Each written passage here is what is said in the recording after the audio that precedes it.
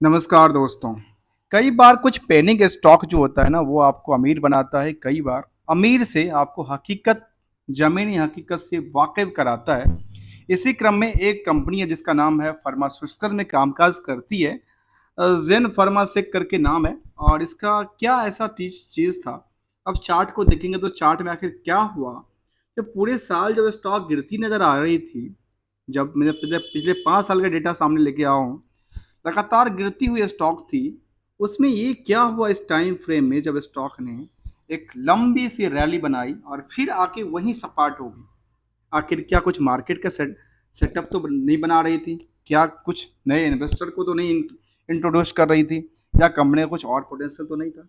तो चलिए आज इसी पे जानने वाले हैं कि आखिर क्या होता है, क्योंकि मैंने पहले कहा कि पेनी स्टॉक जो होता है ना, काफ़ी खास के जो चलती कम है, काम-काज कम करती है, वो आपको अमीर बनाता है। कई बार ₹1 का स्टॉक आपको ₹10 का हो जाता है, कई बार ₹10 का आपको ज़ीरो हो जाता है। तो यही क्रम में चलते हैं जिससे स्टॉक के प्रति जानने का प्रयास करेंगे जेन फार्मासिक लिमिटेड के बारे में, जो कि ट्रेडिंग में रहा है। आज भी मैं देखूँ तो आज भी ट्रेडिंग में रहा और ट्रेडिंग में इसके कुछ नोटिफिकेशन आए थे 8 जुलाई को, जो कहती कंप्लायंस सर्टिफिकेट इन्होंने अपडेट किया था। टच लोअर सर्किट को टच करती है। Respond on the volume of the more than, जो कि जो जो वॉल्यूम नॉर्मल ट्रेड होता है उससे ज़्यादा क्या करती है, एक लोअर ग्रो आ जाती है। फिर टच अपर सर्किट को टच कर जाती है। मतलब ये सर्किट में है क्या, कभी लोअर सर्किट टच करता है, कभी अपर सर्किट टच करता है। मतलब डेली का यही नाटक चलता है इसका। चलिए और देखिए वॉल्यूम भी कम नहीं, वॉल्यूम में कितना 6 गुना का इंक्रीज हो जाता है, जो कि नॉर्मल ट्रेड यदि एक का है तो वो 6 गुना बढ़ जाती है। आखिर क्या है इस मार्केट को लेकर के, हम आज इसमें थोड़ा सा जानने के प्रयास करेंगे। तो चलते हैं इस कंपनी के बारे में, पहले जानते हैं इसका करंट प्राइस के बारे में आपने जाना ही होगा। तो हम इसीलिए पेनी स्टॉक में कई बार कहते हैं कि will be aware for this purpose. खास के पेनी स्टॉक में पंप एंड डंप का ज़्यादा पॉसिबिलिटी बनती नज़र आती है ना, क्योंकि वहाँ पे मैंने ये जो चार्ट लिया, इस चार्ट में ये आकलन करने का प्रयास करूँगा। आखिर पूरे साल जब 5 साल में गिरती हुई स्टॉक थी, तो साल में एक बार दो बार कैसे जंप करती है, क्यों जंप करती है, किस वजह से जंप करती है। जहाँ पे देखने को हम आते हैं, पहले एक दिन का चार्ट देख, एक दिन के चार्ट में सर्किट लगा देता है।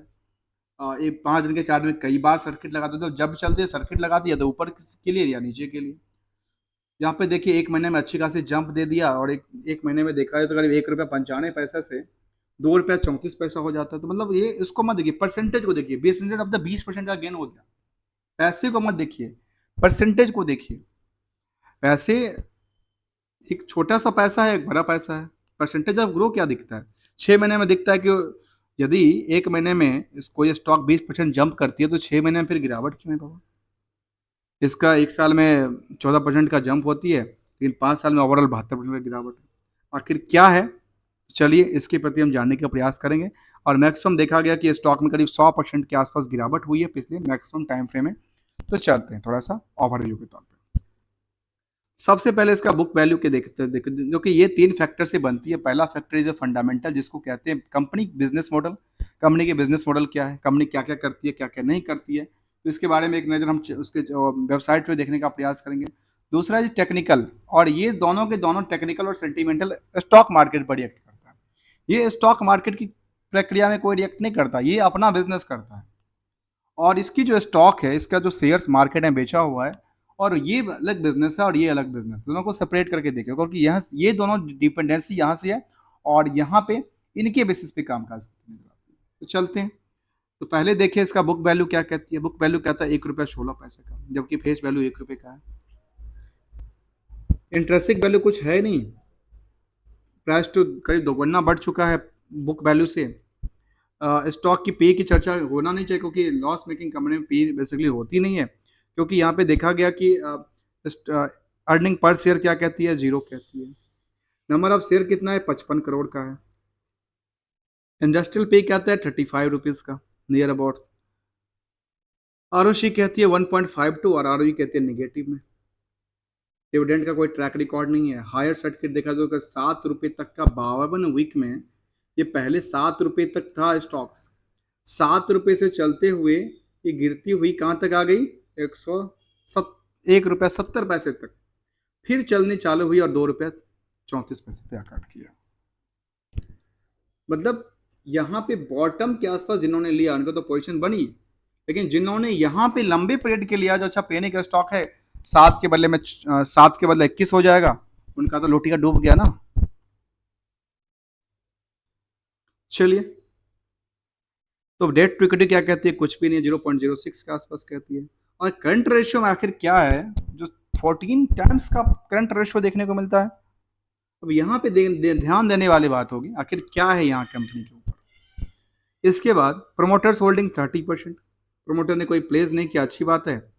उसके बाद एक नज़र डालने का प्रयास करेंगे हम कहाँ पे, इसकी बैलेंस शीट को और पीएल को कंपेयर करने के लिए। और वो क्या डेटा होता है? वो डेटा ये है जहाँ पे हम देखें जो कंपनी का जो सेल्स रहा, सेल्स के बेसिस पे डेटा कितना फंसा हुआ है? 30% का। चलिए, 30% तक मार्केट चलती है।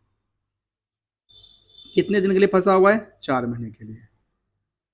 4 महीने का कंडीशन भी हो सकता है, चलिए कंडीशन होगा किसी डेटर्स को लेकर के। उसके बाद एक टॉपिक आता है, टॉपिक ये है जो डेटर्स वर्सेस प्रॉफिट को देखिए। ये प्रॉफिट बेसिकली ऑपरेटिंग प्रॉफिट, क्योंकि मैंने ऑपरेटिंग प्रॉफिट इसलिए लिया क्योंकि जो डेटर्स का पार्ट होता है वो किसके बेसिस पे होता है? सेल्स के बेसिस पे होता है। तो सेल्स के बेसिस पे सबसे पहला पोजीशन क्या होता है? Operating profit. तो ऑपरेटिंग प्रॉफिट को देखा जाए उसके हिसाब से 228 गुना प्रॉफिट है, नहीं 228 गुना इसका डेटर पड़ा हुआ है। क्या है वो?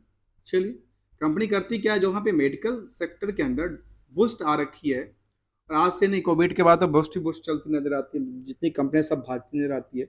इस कंपनी को आखिर क्या हुआ? जो कंपनी 1992 में बनी, जेनेरिक फार्मासेक के नाम से। बेसिकली कंपनी का नाम जेनेरिक फार्मा था, बाद में इसको जेन फार्मासेक कर दिया गया। Daily in the pharmaceuticals activities services and the trade in the equity share. अरे यार, यहाँ पे एक चीज समझ नहीं आता मुझे। अब यहाँ पे एक चीज समझ नहीं आई, ये नहीं आई जो इस कंपनी में, ये कंपनी क्या करती थी? फार्मास्यूटिकल की कारोबार करती थी, और trade in the equity market, equity share, equity trading कहाँ से करने लगा? और यदि करती है तो फिर हुआ क्या? ये स्टॉक मार्केट की कंपनियां, ये इक्विटी ट्रेडिंग करती है, तो क्या इक्विटी में इनका सब डूब गया क्या? चलिए जानने का प्रयास करते हैं, जो है वही है। चलिए, इसके पेयर्स में तरह कंपेयर करने की कोई बात बनती नहीं है, लेकिन एक पेयर्स में देखने का प्रयास करते हैं आखिर इसके पेयर्स में कौन सी बड़ी कंपनी आती है। बड़ी कंपनी में एमएमटीसी है, होसान होनसा कंज्यूमर हैं, रेडिंगटन्स हैं। इस सबसे कंपेयर करना मुझे लगता है सुटेबल है नहीं, इसीलिए इसको छोड़िए, ये बेकार की बातें हैं, टाइम बर्बाद की बातें, क्योंकि किसको कंपेयर क्यों क्यों करें? एक पेनी स्टॉक्स है जो कि गिरती नजर आती है लगातार। अब आते हैं यहाँ पे क्वार्टरली डेटा में। इसका क्वार्टरली डेटा क्या होती है? कब का है? मार्च 23 का, दिसंबर 23 का, और दिसंबर 24 का। ये कब का फाइल करता है? इसका टाइम टाइम टाइम क्या है फाइल करने का? मार्च के बाद दिसंबर में फाइल करता है, दिसंबर के बाद यहाँ पे 24 में फाइल डेटा आती है। चलिए,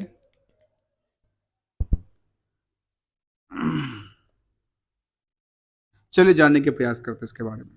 यहाँ पे कंपनी ने क्या किया? सेल्स तो ग्रो किया करीब 10 करोड़ के आसपास, और इनका सेम एक्सपेंसेस भी हो गया।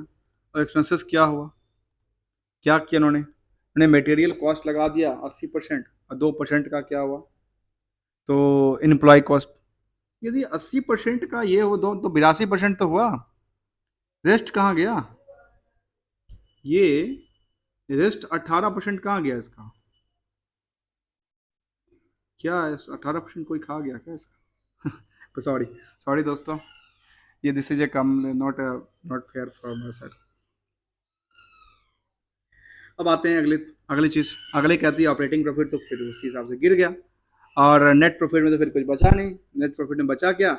27 करोड़ का हाथ में लेके चले गए, और ये हाथ लेके चले गए 27 लाख का, कोई 27 का। अब 23 और 24 का डेटा देखिए, वो कहती है 25 करोड़, ये कहते हैं 30 करोड़। ठीक है, कितना? 20% का जंप होता है और लेकिन 20% के जंप के अगेंस्ट एक्सपेंसेस भी सेम बुक हो जाती है। एक्सपेंसेस बुक होने में देखा जाए तो फिर दोबारा मैं कंपेयर करूं तो क्या क्या कहती है? 80% है तो 3%, और 18% अब जाके आती है यहाँ पे। इसमें नहीं था ना ये असर, इसमें देखने को मिला ही नहीं। और ईयरली वाले में देखने को मिला, अच्छा मतलब ये 18, ये हो गया कितना, 80, 3, 83, और 83 और 18%। मतलब ये क्या मतलब, काफ़ी ज़्यादा कॉस्ट यहाँ पे बढ़ा दिया उन्होंने कंपनी में, मतलब 100% से ज़्यादा हो गया ये। इसके बावजूद कंपनी में क्या हुआ, हाथ में लिया क्या, हाथ में लिया 17 लाख का लेके चला गया। कौन? इनकी खर्च है। खर्चा किस वजह से किया, उसमें एक जरा जानने का प्रयास करते हैं। ये सब तो डेटा पे बेकार किया ना, इस डेटा पे कोई चर्चा करने की बात नहीं है। इन सारे के सारे डेटा पे कुछ बात बनती नहीं है। आते हैं बैलेंस शीट में, जहाँ पे हम क्या देख रहे थे, हमने क्या देखा था, तो यहाँ पे ऑपरेटिंग प्रॉफिट जितना था ना, उसका 228 गुना क्या था, डेटा फंसा हुआ है। अब बैलेंस शीट में देखिए, हमने प्रॉफिट में देखा कितना था, 4 लाख का इनका क्या था, ऑपरेटिंग प्रॉफिट था। और डेटर क्या फंसा हुआ है इनका, डेटर में देखिए क्या फंसा हुआ है। वाह, वाह, इनका डेटर का क्या मामला है, 9 करोड़ का डेटर है। क्या डेटर पैसा नहीं देता क्या इसके पास, या डेटर लेके बैठ गया, या डेटर सो गया, पता नहीं। तो डेटर 9 करोड़ के आसपास का है। इसके बाद ये पैसा फिर एक हुआ क्या, लाइबिलिटी क्या थी इसका, यहाँ पे लाइबिलिटी हमने देखा था, क्या था इसका लाइबिलिटी, करंट रेशियो 14 गुना ज़्यादा था। अब करंट रेशियो 14 गुना ज़्यादा कैसे था, तो 14 गुना का कारण क्या था करंट रेशियो में, करंट लाइबिलिटी क्या, अदर लाइबिलिटी क्या थी इसकी। लाइबिलिटी देखिए तो मैं लाइबिलिटी रिजर्व देखूँ तो रिजर्व में जो था वो पॉजिटिव हुआ था पिछले गिरावट से। और इन्होंने शेयर भी इंक्रीज किया था 27 लाख से 27 करोड़, 27 करोड़ होगा ना, 27 करोड़ से 55 करोड़ किया था, डबल कर लिया। और इनके पास जो बोरोइंग था वो तो उतना ही रहा, लेकिन बोरोइंग के बाद अदर जो लाइबिलिटी थी वहाँ पे थोड़ा सा डबल का डिफरेंस आया। और उसके बाद क्या कहती है कंपनी, इन्होंने कैपिटल बढ़ाया था, कैपिटल बढ़ाने के बाद यहाँ पे क्या हुआ, इन्वेस्टमेंट क्या किया, अच्छा इन्वेस्टमेंट किया इन्होंने कैपिटल एक इन्वेस्टमेंट किया 19 करोड़ का, 19 करोड़ का इन्वेस्टमेंट पड़ा हुआ है इसका।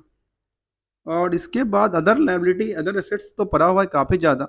उसमें क्या है ज़्यादा, सबसे ज़्यादा क्या देखने को मिलता है, सबसे ज़्यादा कैश एंड कैश इक्विवेलेंट देखने को मिला, 18 करोड़ का कैश पड़ा हुआ है। ठीक है, कोई बात नहीं, चलेगा। तो कैश की कोई चिंता नहीं है, लेकिन चिंता पता है क्या इस बात का, चिंता इस बात का है, इन इनका इन्वेंट्रीज 8 करोड़ का पड़ा हुआ है, लेकिन सेल्स टोटल कितना था पता है, टोटल सेल्स इसका था 30 करोड़ का पूरे साल में, और 8 करोड़ का इनका पड़ा हुआ है, मतलब 38 करोड़ का, 8 करोड़ का पड़ा हुआ है, मतलब प्रॉफिट मार्जिन भी नहीं था।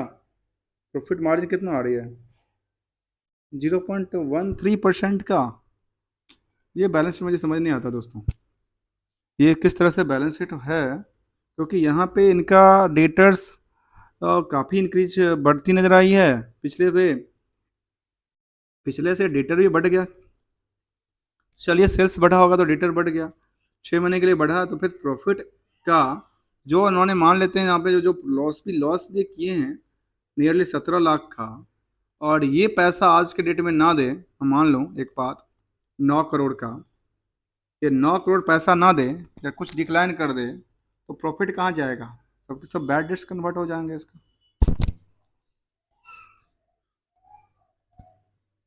ये चीज़ यहाँ पे देखने को मिलती नज़र आती है। इसके बाद इन्वेस्टमेंट पार्ट में चलते हैं, चलिए उतना ज़्यादा टाइम ना लगाएं आपके लिए भी। इन्वेस्टमेंट पार्ट इसके बारे में क्या कहती है, इन्वेस्टमेंट पार्ट कहती है प्रमोटर ने क्या किया, कुछ शेयर सेल तो नहीं किया था। यहाँ पे ये देखने को मिला, जो 65% की होल्डिंग इसकी हुआ करता था प्रमोटर के पास, आकलन करिए, इन्होंने 5% से ज़्यादा पोजीशन बिकवाली किया।